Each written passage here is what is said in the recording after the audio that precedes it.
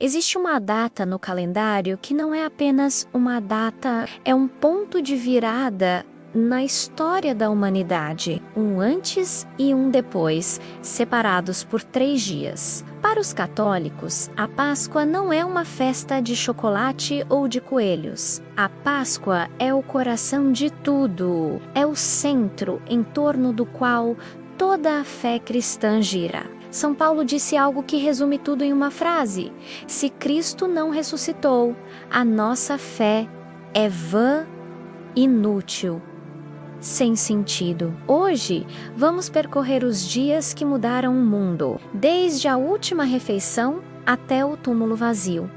Desde o beijo de Judas até o jardim. A história começa em uma quinta-feira à noite. Jerusalém está cheia. É a semana da Páscoa judaica, a festa que celebra a libertação do Egito. Jesus reúne seus 12 discípulos em um andar superior de uma casa em Jerusalém. A tradição chama esse lugar de cenáculo. Ele pega o pão, abençoa, parte e diz: isto é o meu corpo, que é dado por vós. Fazei isto em memória de mim. Para os católicos, este momento é o nascimento da Eucaristia, o instante em que Jesus institui o sacramento repetido em cada missa. Jesus se levanta da mesa, coloca um avental, enche uma bacia de água e começa a lavar os pés dos discípulos. O mestre se ajoelha diante dos discípulos e então diz: eu vos dei um exemplo, para que façais como eu vos fiz. Depois da ceia, eles foram ao jardim do Getsêmani. Jesus cai com o rosto em terra e ora: Pai, se possível, afasta de mim este cálice. O suor de Jesus se tornou como gotas de sangue caindo em terra. Chama-se hematidroses. Ocorre em situações de angústia extrema. E então Judas chegou com os soldados. Um beijo, sinal combinado. E o Filho de Deus foi preso como um criminoso comum. Pilatos, o governador romano, interroga Jesus e diz: não encontro nenhuma culpa neste homem. Mas a multidão grita: crucifica-o. Jesus é condenado, açoitado, coroado com espinhos e obrigado a carregar a própria cruz pelas ruas de Jerusalém até o Calvário. O caminho que Jesus percorreu é chamado de Via Dolorosa. Peregrinos de todo o mundo ainda percorrem aquelas ruas hoje. Maria estava lá.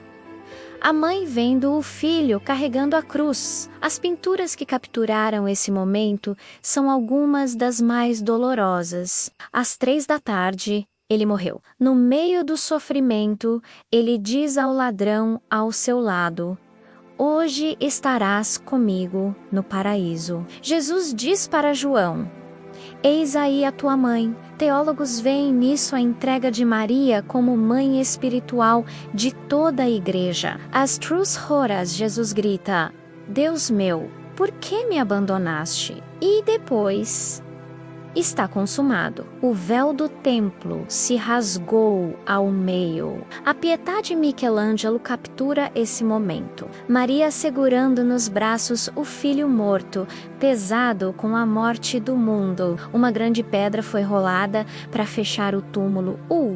Sábado começou e tudo parecia ter terminado. Mas então chegou o domingo. Maria Madalena foi ao túmulo, e a pedra havia sido removida. Pedro entrou e viu o sudário que havia coberto a cabeça, dobrado separadamente. Um ladrão de corpo não dobraria o sudário. Maria Madalena vê um homem e pensa ser o jardineiro. Ele diz apenas seu nome. Maria, ela reconhece a voz. 2 discípulos caminhavam para Emaús. Um estranho se aproximou. Foi na mesa, ao partir o pão, que eles reconheceram Jesus. A mensagem da ressurreição não é para ficar olhando para o céu, é para ir ao mundo. O que aconteceu depois transformou a história. Na vigília pascal, a igreja apaga as luzes. No meio da escuridão, acende um único fogo. O fogo novo, o fogo pascal. A escuridão não vence a luz. Por mais pesada que seja a sexta-feira, o domingo vem. Para os católicos, a Páscoa é vida. Se você está passando por uma sexta-feira hoje, a Páscoa foi feita para você. O domingo vem. Feliz